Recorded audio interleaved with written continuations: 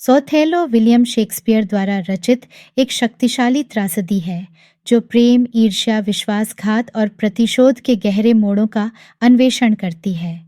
यह कृति ओथेलो एक मूरी जनरल की कहानी कहती है जो वेनिस की सेवा में है और डेस्डेमोना से गहरे प्रेम में है, लेकिन उनकी कहानी ईगो, असुरक्षा और धोखे के चलते त्रासदी में बदल जाती है। आइए हम इस कहानी की शुरुआत करते हैं।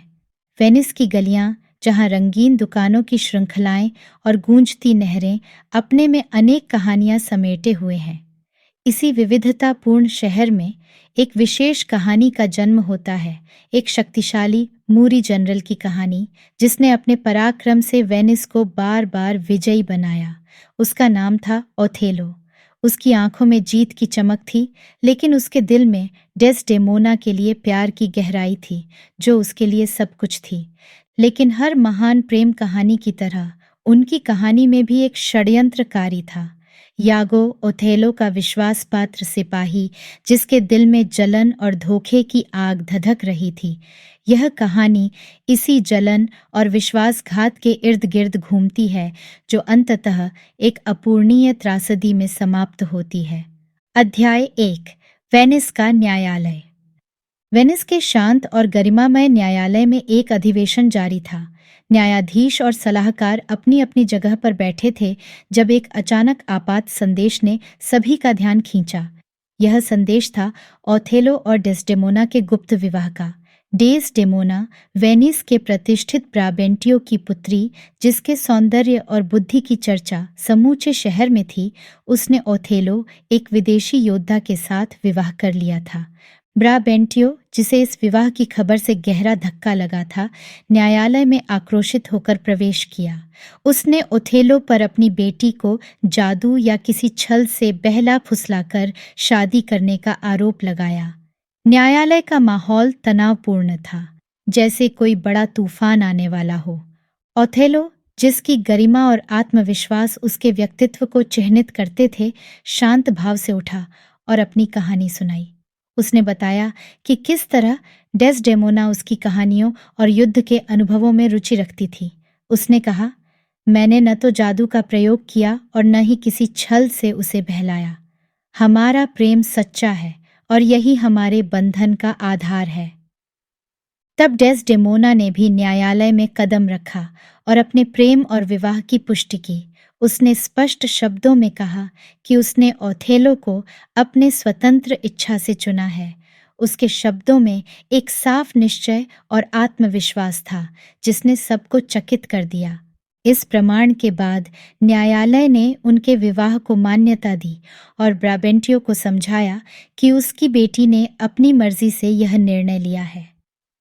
इस प्रकरण ने ओथेलो के प्रति वेनिस के लोगों की राय को और मजबूत किया और उसे एक नायक के रूप में स्थापित किया। जैसे जैसे न्यायालय से लोग बिखरने लगे, ओथेलो और डेस्डेमोना ने अपने नए जीवन की ओर कदम बढ़ाया। उनके हृदय में प्रेम और आशाओं की नई किरणें थीं। लेकिन कहानी के पर्दे के पीछे यागो की ईर्ष्या और विद्वेष की ज्वालाएं धधक रही थीं, जो जल्द ही एक भयानक रूप लेने वाली थीं। अध्याय 2। साइप्रस का तूफान। वेनिस की गर्म और गहमागहमी भरी गलियों से दूर साइप्रस का एक छोटा द्वीप, जहां तेज हवाओं और समुद्र की उग्र लहरों का राज था। यह वह स्थान था जहां ओथेलो को अपनी नई जिम्मेदारी संभालनी थी, एक योद्धा के रूप में जिसका कार्य वेनिस की सीमाओं की रक्षा करना था। जैसे ही ओथेलो, डेस्डेमोना और उनके साथी साइप्रस पहुंचे, उन्हें एक भयंकर तूफान का सामना करना पड़ा। आसमान में गरजते बादलों और तेज हवाओं ने उनके आगमन को और भी दुरूह बना दिया, लेकिन ओथेलो के नेतृत्व में उनका दल दृढ़ता से खड़ा रहा और उन्होंने तूफान की चुनौती को पार किया। तूफान के शांत होते ही ओथेलो ने साइप्रस के लोगों के साथ मिलकर तुर्की के खतरे का मुकाबला करने की योजना बनाई। उसकी योजनाएं और सैन्य कौशल सभी के लिए प्रेरणा का स्रोत बने। डेस्डेमोना भी उसके साथ थी, उसकी ताकत और साहस का स्रोत। उसने अपने प्रेम के साथ उसके हर कदम का समर्थन किया। लेकिन इस सब के बीच यागो अपनी चालें चलने में लगा था। उसने ओथेलो के सबसे विश्वासपात्र कैसियो के साथ मित्रता जोड़ी और धीरे धीरे उसके मन में विष घोलना शुरू कर दिया। यागो ने कैसियो को शराब पीने के लिए उकसाया, जिससे उसकी जज्बाती स्थिति बिगड़ गई और एक रात को उसने शराब के नशे में एक सैनिक के साथ झगड़ा कर लिया। इस घटना ने ओथेलो को बहुत निराश किया और उसने कैसियो को उसके पद से हटा दिया। यागो ने इस अवसर का उपयोग किया और कैसियो को सलाह दी कि वह डेस्डेमोना के माध्यम से ओथेलो से अपनी क्षमा मांगने का प्रयास करे। यहीं से यागो की असली चाल शुरू हुई, जिसमें उसने ओथेलो के मन में डेस्डेमोना और कैसियो के बीच एक अफेयर का संदेह जगाने की योजना बनाई। इस प्रकार साइप्रस में तूफान के बाद एक और तूफान तैयार हो रहा था, एक मानवीय तूफान जो ओथेलो और उसके प्रियजनों के जीवन को हिलाकर रख देने वाला था। अध्याय 3। ईगो की चालें।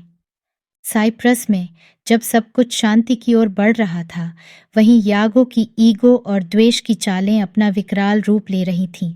उसने अपनी योजना को आगे बढ़ाते हुए कैसियो को डेस्डेमोना के साथ मिलने की सलाह दी, जबकि उसके दिल में छिपे इरादे कुछ और ही थे।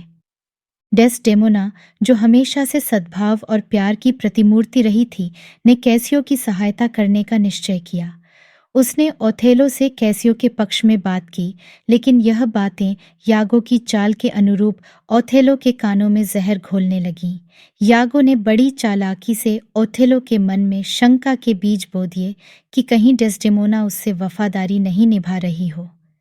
यागो की योजना और भी गहराई में गई जब उसने डेस्डेमोना का रूमाल, जो ओथेलो ने उसे उपहार में दिया था, चुपके से कैसियो के कमरे में रख दिया। यह रूमाल ओथेलो के लिए बहुत महत्वपूर्ण था, क्योंकि उसकी माँ ने उसे यह दिया था और कहा था कि यह उनके प्रेम का प्रतीक है।